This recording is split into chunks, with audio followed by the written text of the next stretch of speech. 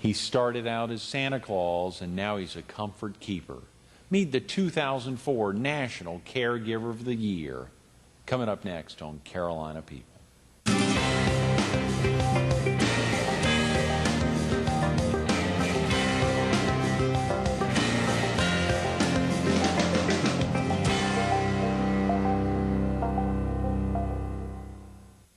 Good morning. Welcome to Carolina People. This morning we're at the Myrtle Beach Herald.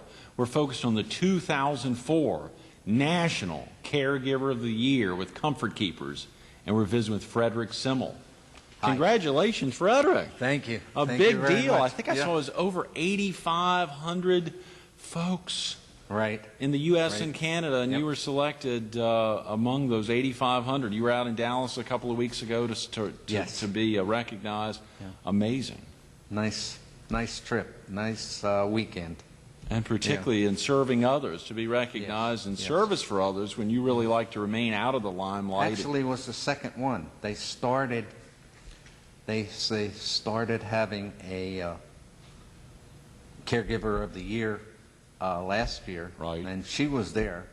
Wow. And then I'm the second one that they've done that. Do you remember anything particular about her that really had, singled her out last year? And of course, we'll talk a lot about much of what they didn't talk much about her. Didn't talk much about her. In fact, all I did was meet her, and we talked. That's all. You know, it's so fascinating when you think about congratulated. Oh yeah, sure. That's about it. The first anniversary of anything, and for her, and of course the excitement for you, and to be traveling out to Dallas for an event like that. But again, the most exciting thing was a great piece in the Sun News around the time Johanna Wilson had done a great piece on that before you traveled out, and Marcy J had called us to highlight your win there, and we were excited to get you in. I'm sorry it's taken this long to get you in, but that's fine. Incredible testament to your service. I love it. I love doing it. Commenting on the last year's gal, we met, talked, and and I tried to, and she just emphasized to me, constantly emphasized to me, you're gonna be all right. You're gonna be all right. You're gonna be all right. Because you were nervous about getting up. Brother, was I nervous? Yes, I was. Being recognized. 8,500 of your peers in the U.S. and Canada, and the excitement of that. Real quick about yourself, Frederick. You originally from the area? No. My wife and I, vacationed down here. Really? All the time. And we just decided we were going to retire here. You were vacationing here from? Well, multiple places, or multiple places. You've just been coming. I was a pastor. And I served churches mostly in western Pennsylvania. And when I say western Pennsylvania, it started at Pittsburgh, went all the way out to a big truck stop. I think I saw that. In Breezewood, Pennsylvania. Yeah. Can't wait to talk about that, because I think that was the location you kicked off your Santa ministry. That's right. When I started being a Santa, I used to sit in the truck stop, and the children from around the place would come, and the whole idea was we had like an offering plate, because it was a ministry. We had an offering plate. We took pictures with the children and everything, and they just put money in for the pictures, to have the pictures. We didn't charge. We just like an offering, and it was fun. An ordained one of the children. I let my hair. I think I saw you begin growing on July 4th, so a month from now. Yeah. I just let it grow. One kid got on my child, I should say. One child got on my knee, looked up and reached up and yanked, like that. Oh, yeah. Is it real? Yeah. And she jumped off, ran over to her dad and grabbed her dad. He's a real one, Dad. Yeah. Oh my. Yeah, I'll never forget that. Yeah. I was about to ask, and a little bit later on, I was going to ask some of those experiences from the 15 plus years of being Santa, and of course, I guess you really have to take on that that role you have to become. Oh, yeah. But of course, and of course, when you're in a Christian setting and Right. and maintaining or trying to keep the focus on Have a lot of Christ at fun the same doing it. time, Yeah, to know that a real focus is on getting kids and families Right. together and providing service to them. I did it once for commercial. You did it once Here in a in commercial town. setting in the Here in area. town. We won't talk. Yeah, but and you figured out that Pressure, you know, it's a lot of pressure. they It talk wasn't about it relaxed, in but- some of the industries in Myrtle Beach. They talk about it as churn and burn, or Right, yeah, right. yeah. I was completely uncomfortable. Mm. I like doing it, but you know, the best time that I had doing it in commercial was when they brought the dogs in. The dogs and the animals, and I had fun. I could go down on the floor with the dogs. Oh, I bet. I bet. Yeah, Golly, yeah, I did. Frederick. I had a lot of fun with the dogs, not the children, because you know they start crying and then stop your crying. You know, Oh, yeah. it wasn't relaxed. Where when I do it in a non-commercial way, I Right. just really relax. Yeah. Now, are you working from a script, or is it all, I mean, like, let's go back to the first year, back 15 plus years ago. That first time, obviously you'd probably done it with your family at some level, but... No, yeah. no, never. It was clear out of. It was just the truck stop manager. Yeah, I guess that's what you'd call him. Whitey. He said, "Why don't you play Santa Claus?" And at that time, I hadn't let it grow. You know, the first time I hadn't let it grow. But you know, I let it. You did go. have a few white strands at that time. Right. Yeah, a couple. It was, and let's just do it, you know, and we did. So I packed myself up and Yeah. everything, and it was different. And then I just slowly got into it. How exciting. How long have you been associated with Comfort Keepers, Frederick? 2 years. Is that right? Just 2 years? Of course, a group that's been around almost a decade, I think kicked off in '97, to think about you being recognized, having only been associated for 2 years, even more exciting. Yeah. Share with the viewers a little bit about Comfort Keepers.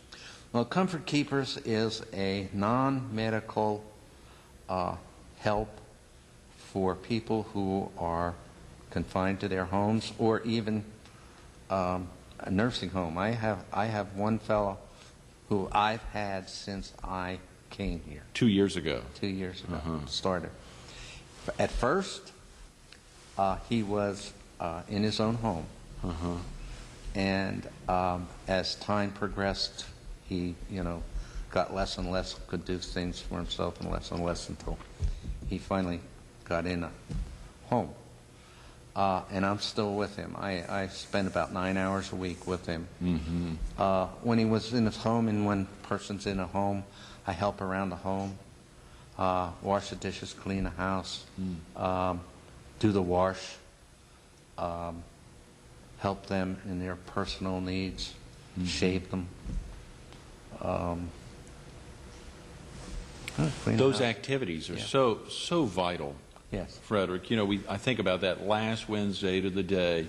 We had a woman with us, can't remember her name, but she has a daughter who's virtually blind, a young girl, and of course to hear for her, the most meaningful aspect for her was to look back over the 2.5 years when the early intervention, when the parent came in to help train her as to how to deal with her daughter. And you think Yes. about over the progress over that 2.5 years in the same way, in this instance where folks are either moving from their home into a retirement home or otherwise, where they're possibly Hate to use the word deteriorate. I surely didn't want to say but that, where they're but deteriorating Yeah. in the same way where you Aging. provide. Let's do it Thank that you. way. Aging sounds better. Yes. Aging. Where the aging's occurring, where you're providing that Yeah. sustenance Yeah. and the importance for them Yeah. in home or in a. Of course, to read some of the experiences, Johanna highlighted some that you recognized for. I think I saw. As Bob Bailey, or the general manager there, had Yes. sent in when they were requesting folks for potential caregivers of the year, filling out the forms there. He highlighted some pretty amazing experiences. One of them that particularly excited folks was a gentleman. We want to talk about him. I guess you oftentimes don't spotlight particular people, although you must feel comfortable talking. They're Yes. aware that you talk openly about them. And, Yes. Yeah. This was one of the funniest things that happened to me. A gentleman was quite old. He was in his early 90s. Yeah, well, maybe he was older, but anyway. One day I took him every day to McDonald's. Every day, every morning. Not every day that I had. Right, that you were with him. Every time I was with him, we'd go to McDonald's. At first, he did not like me and didn't like the idea. No way, you know. And as time progressed, where's Fred? When's Fred coming? You know, it just changed completely. So, this one day, his daughter-in-law says, "Take him to the barber." This was early in the thing. In the relationship. And I pull out of McDonald's, and the usual way we turn left, and well, we're going to the barber, and turned right. Where are we going? Oh, yeah. Like children, doesn't like that change of routine. Yeah, like right, anyone. right, Yeah, exactly. doesn't like a change of routine. Change of routine, no. And I told him, going to the barber. And he says, "We're not going to the barber." And I said, "Yes, you got to get a haircut." And we started arguing. He opened the door to get out. Oh, while I no, was while you're driving. Yeah. Fortunately, he had the seatbelt on, and you know, I grabbed him at the same time and slowed down the car. Yeah. But he was jumping out. Shut the door, and that happened about 2 times. And you know, I guess I raised my voice a little bit, a little excited, you know. Yeah. And I told him, Don't get "Settle down," Yeah. you know. And all of a sudden, that's what he did. He settled down. I pulled into the barber shop, and then I felt we're going to go through this whole thing again. You know, he said, unhooked his seatbelt. He got up and walked out and walked in there and sat down. And Wow. I never had a problem. Is Got that his right? hair cut. Yeah.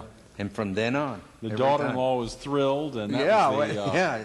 the cheapest haircut she'd ever gotten for Dad, no matter what it cost, I'm sure. Yeah. Wow. Yeah. Oh, that was something else. How exciting for you hearing. And to see the change, Right, Because sure. when I first got there, he said, "We're not going. You know, we're not going to go to McDonald's. We're not doing this. You know. Well, if you want breakfast, you know, his daughter was like, "You want breakfast?" And it just changed until the point where, like I said, "When's Fred coming? When's Fred coming?" Just complete reverse. Similar with the gentleman whose daughter, I guess, had contacted Comfort Keepers about coming in for you to visit him. Yes. In a home there, who was a little grumpy, had difficulty dealing with the others. Of course, would have never allowed someone that Yeah, right. would come in to work with him. But you all befriended, and he has since moved out of the area. But Yes, that was. He was a very intelligent man. yeah, I think I saw you all talk about philosophy and history, and really bonded there quite a bit. He was fantastic until Alzheimer's began to really. He towards the end he was a commando. He was in the British Army. He was a commando in the British Army. World War II. And he saw me as one of his friends. And he always asked me about my sons. And I at first, I started, you know, because he knew about I had talked about my family. And I'd start talking about my sons, and, you know, he'd look at me and he said, "You only have 2. And then I'd realize, probably one of his buddies were real close that he had, you know, in World War II, that they were just perfect friends. And I started playing that role towards the end, and I just said, "Oh, they're doing fine. They're this and that," and you know, and he picked up on it, but he's got a little bit. How do I want to say? Frederick, that could be very active, very active and angry, and had to put him in a more secure. Had to move out of state. I think I saw that. Yeah, more secure. What do you think originally prompted you taking on a position with Comfort Keepers, Frederick? You and your wife had retired to the area. Sure, it's probably difficult to even contemplate retiring. I think I saw you've been ordained more than 45 years. Right. Tremendous. And of course, a lot of pressure oftentimes associated with some of the latter churches you were in. I think I saw one you had talked about some potential issues with the Iraqi war and some other things of attending a Martin Luther King Jr. event.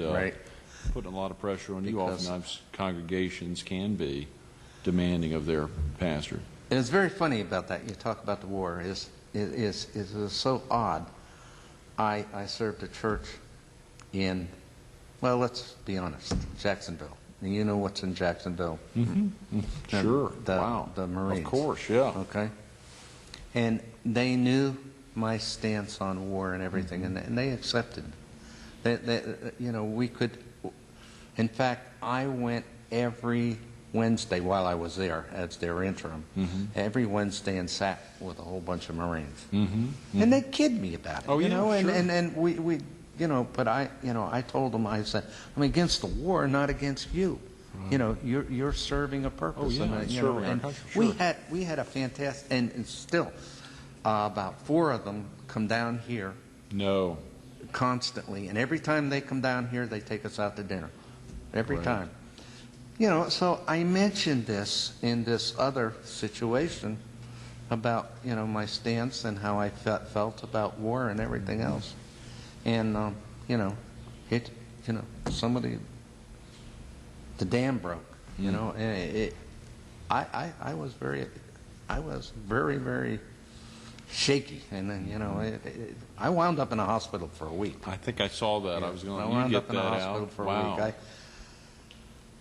week. I was blindsided, and I had a hard time getting a hold of myself.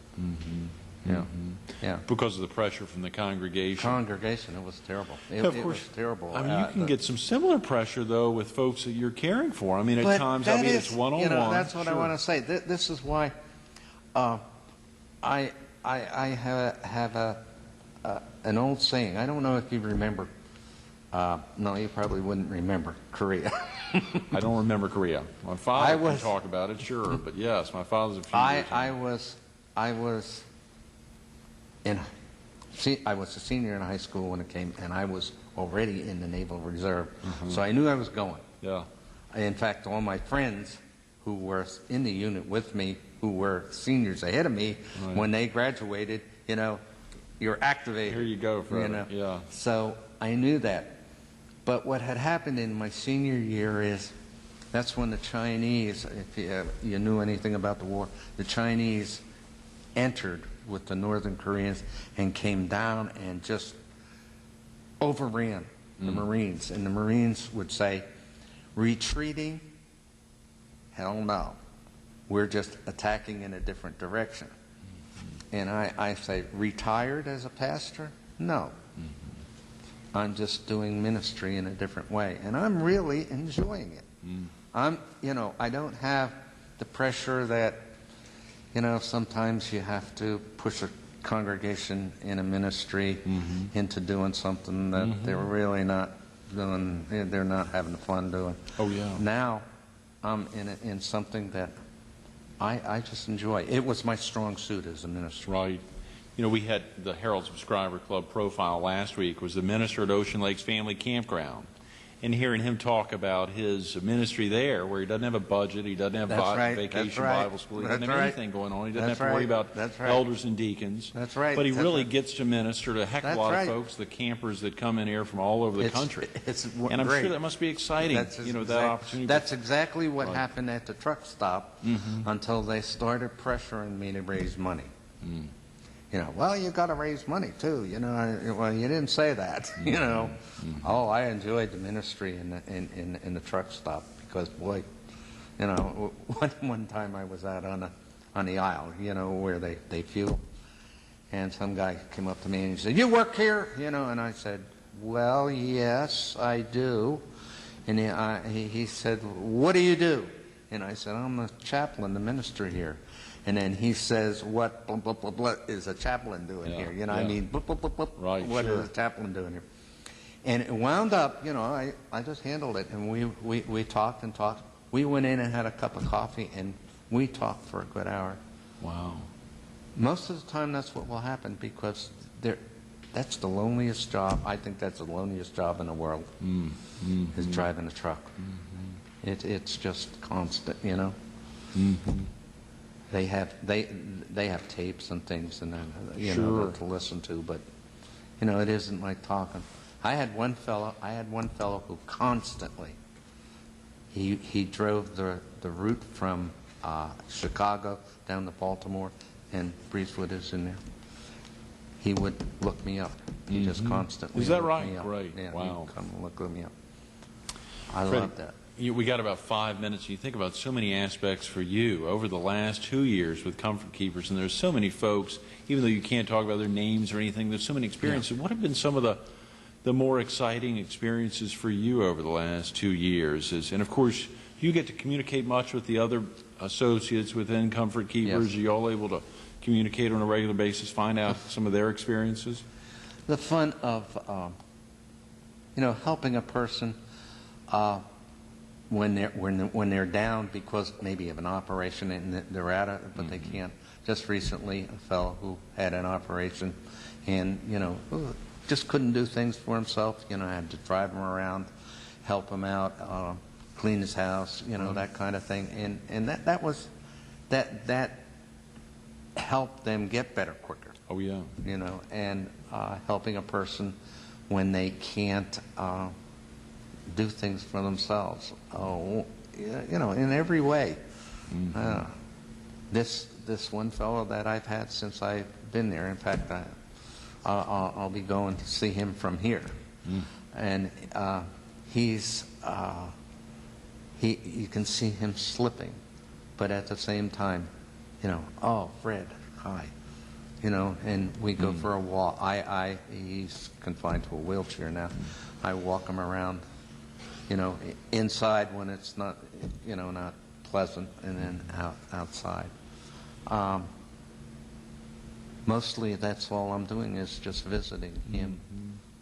I take his wash home. Aha, yes. There's a little added. Absolutely, a little added. I do his wash. I take it home and do his wash, and then I do shopping for him. Sure. I go, and then I take him sometimes when I go shopping. How critical to be able to befriend. The big thing is, here's a Lutheran pastor. I take him to a Roman Catholic church every Saturday. You're kidding. Oh, wow. For you, sitting through that must be fascinating. That must be fascinating. The priest and the deacons, they're always agitating me. You know, when are you going to join? Oh, yeah, I'm sure they are. That's right. Oh, my wife won't let me. Yeah, that's right. She won't let me. Yeah. I think I saw, Frederick, an exciting aspect as Johanna wrapped up that piece about you, that you've got a towel with your tote when you're out with folks or folks you service. You know, everybody does things to remind themselves of something. You know, I put that there, and I make sure that it's there because Jesus, when he was going to the cross the night when he had a meal with his disciples, he got down on his feet. I got down on his knees and washed the feet. He got down on his knees and washed the feet. And in our society, well, yeah, okay, but in that society, that was a slave's job, and he was the low man on the totem pole. That was the lowest of low. I mean, it was just... And when he finished, one of the disciples, Peter, who was a big mouth, he got up and he said, "You're not going to wash my feet. You're not going to do it," you know. And Jesus said, "Unless I wash your feet, you will not be a part of me," and so on and so forth. And when he finished, he said, "Go and do the same." And I really feel that. That's what I'm doing. It's just, I say, I am doing more today than all my previous 43 years. Those are powerful words. I'm sure Comfort Keepers and the other folks associated there as well. And they're a great group to work for. The other they don't holler at me like I'm sure that's right. And the other 8,500 are probably very proud of you being recognized. Frederick, thanks so much for being with us this morning. It's been great. Absolutely. Thank you. Stay tuned to more Carolina people with the 2004 National Caregiver of the Year, Frederick Simmel.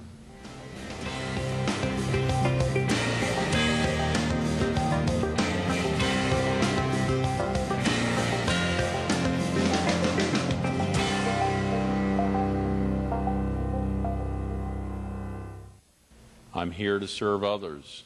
I'm here to be an humble servant. You think of that aspect, a granddaddy of 9. We didn't even talk about that. We talked about the 15 years as Santa Claus, 43 years as the Lutheran minister. The experience is the 2004 National Caregiver of the Year. You'd think that would inflate somebody.